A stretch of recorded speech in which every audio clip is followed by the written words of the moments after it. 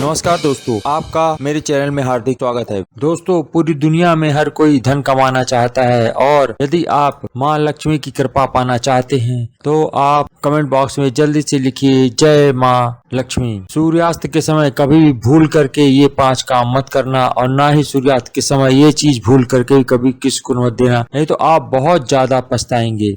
इसे ज्योतिष शास्त्र में बहुत ही मनहूसियत और गरीबी का प्रतीक बनाया गया। इससे आपके घर में दरिद्रता आ सकती है और यह वास्तुशास्त्र में दरिद्रता का कारण भी माना जाता है। लेकिन उससे पहले वो कौन कौन से 5 काम हैं जिससे आपके घर में दरिद्रता आती है, आपके घर की सुख शांति भंग हो सकती है, उन सब के बारे में आज मैं इस वीडियो में आपको बताऊंगा। लेकिन उससे पहले आपसे रिक्वेस्ट है कि यदि आप पहली बार मेरे इस चैनल पे आए तो चैनल को सब्सक्राइब कर लीजिएगा, वीडियो को लाइक कर दिए, ज्यादा यह वीडियो शेयर कर दिए। तो चलिए जानते हैं कि ऐसे कौन से काम है जो हमें नहीं करना चाहिए जिससे कि हमारे घर में गरीबी दरिद्रता आए और हमारे घर की सुख शांति भंग हो। सूर्यास्त के समय कभी भूल करके आपको पलंग पकड़कर नहीं बैठना चाहिए, यानी पलंग पर नहीं बैठना चाहिए। इससे घर में आपके मृत्यु का शोक माना जाता है। इसलिए आपको शाम के समय, सूर्यास्त के समय कभी भूल के पलंग पर नहीं बैठना चाहिए। दही भूल करके भी कभी शाम के वक्त किसी को कभी नहीं देनी चाहिए। दही असल में शुक्र ग्रह से संबंधित होता है। यह आपके घर में सुख शांति, सुख समृद्धि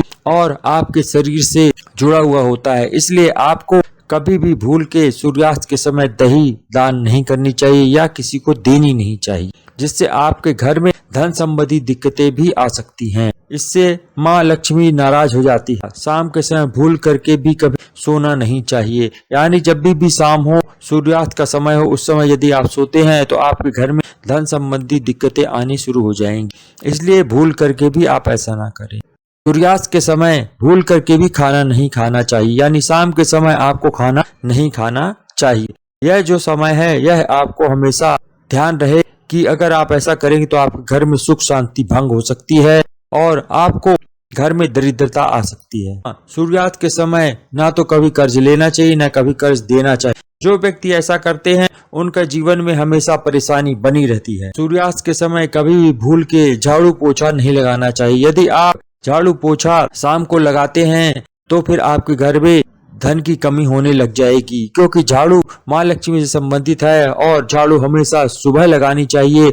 जो व्यक्ति शाम को लगाते हैं उन व्यक्तियों के घरों में हमेशा धन की कमी बनी रहती, इसलिए ध्यान रहे भूल करके भी कभी झाड़ू शाम के वक्त ना लगाएं।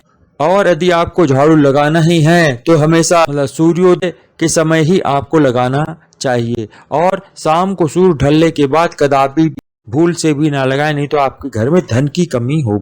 सूरज डूबने के बाद झाड़ू लगाने से माँ लक्ष्मी नाराज होती हैं और धीरे धीरे यह आपके घर से दूर होती चली जाती हैं और फिर आप अपनी जिंदगी भर यही रोते रहेंगे कि कैसे मेरा धन कम होता चला जा रहा है, कम होता चला जा रहा है। और यह आपके लिए दुखदाई होगा, क्योंकि जिस घर में धन नहीं होता वहाँ परेशानियों का अंबार भरा पड़ा रहता है। शाम के समय नाखून और बाल नहीं कटवाने चाहिए। जो व्यक्ति शाम को नाखून या बाल कटवाता है उसके घर में भी हमेशा धन की कमी बनी रहती है।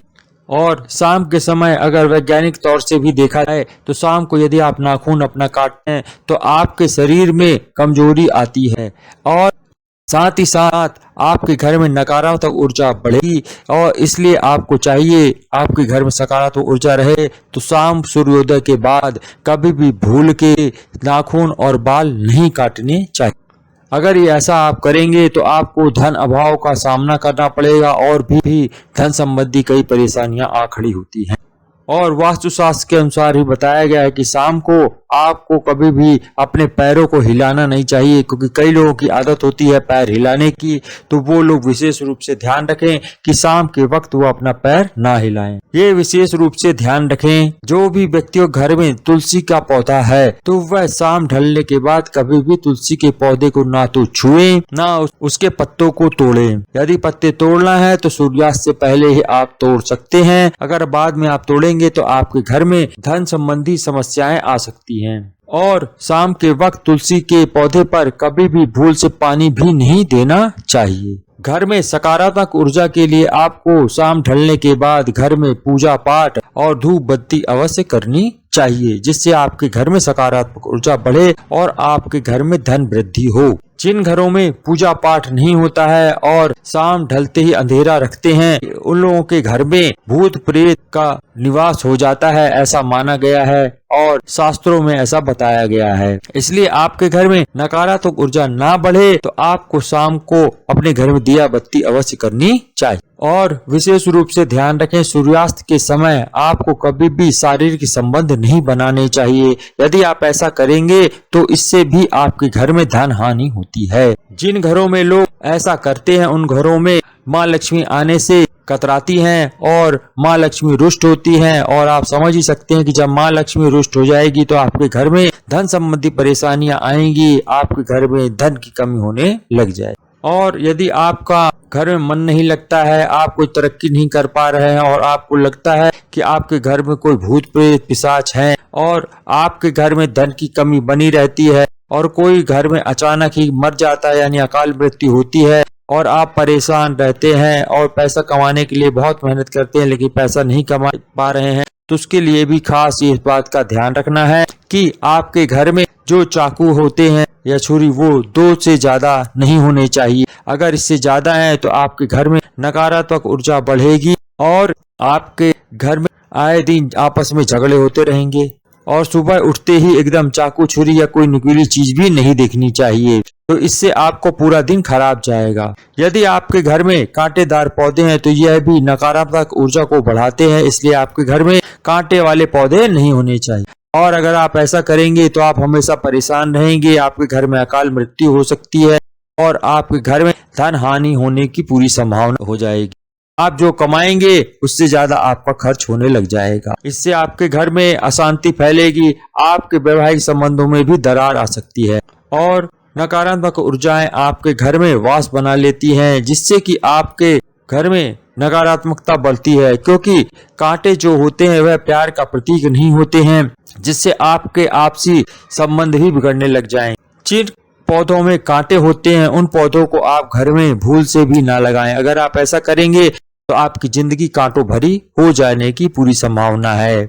जिस घर में नागफनी का पौधा अगर आप लगा लें तो वह घर बिल्कुल वीरान हो जाएगा, उस घर में लोग रहने को नहीं आएंगे, उसमें नकारात्मक ऊर्जा बढ़ जाती है और आपसी संबंध भी मधुर नहीं रहते हैं। इसलिए ध्यान रहे, नागफनी का पौधा या कांटे वाले पौधे अपने घर पे ना लगाएं। ये जितने भी नागफनी या कांटेदार पौधे होते हैं वो सब रेगिस्तान में ही पाए जाते हैं और रेगिस्तान में जानते हैं जनजीवन कितना कष्टमय होता है, ऐसा ही आपका कष्टमय जीवन हो जाएगा।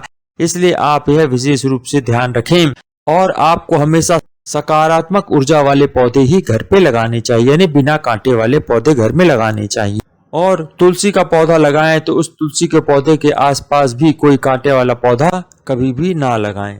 महिलाएं मासिक धर्म के दौरान अगर पौधों पर पानी डालती हैं तो उस घर में दरिद्रता और गरीबी का वास होने लग जाता है और धन संबंधी परेशानियां आने लग जाती हैं। इस बात का विशेष ध्यान रखें। और मासिक धर्म के दौरान खास तौर से तुलसी के पौधे में तो बिल्कुल ही पानी उनको नहीं डालना चाहिए, इस बात का विशेष ध्यान रखें। और जब आपको मासिक धर्म हो तो आपको आराम करना चाहिए और अपनी तबीयत का ख्याल रखना चाहिए, पेड़ पौधे पे पानी नहीं डालना चाहिए। अगर घर में टूटे फूटे ईंट पड़े या पत्थर हो या कोई टूटी हुई चारपाई या पलंग कुछ भी हो, वह पड़ा हुआ नहीं होना चाहिए, इससे आपके घर में झगड़े बढ़ते हैं। पुराने टूटे हुए बर्तन और पुराने टूटे हुए कांच के बर्तन भी नहीं रखने चाहिए। ये आज ही आप अपने घरों से तुरंत हटा दें, जिससे कि आपके घर में सकारात्मक ऊर्जा बढ़े और आपके घर में आपस में प्यार बढ़ेगा और आपके घर में धन आगमन के नए रास्ते खुलेंगे। इन सब बातों का यदि आप ध्यान देंगे तो आपके घर में कभी गरीबी नहीं आएगी।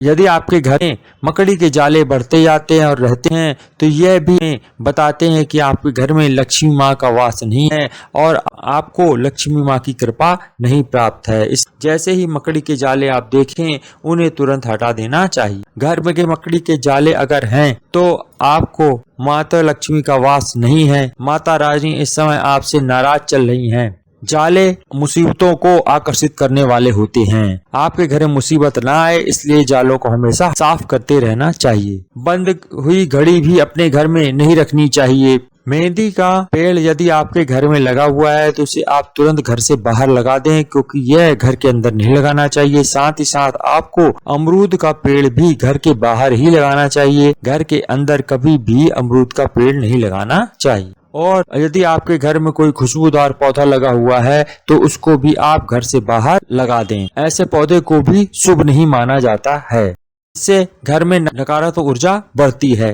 बरगद के पेड़ को भी घर में नहीं लगाना चाहिए।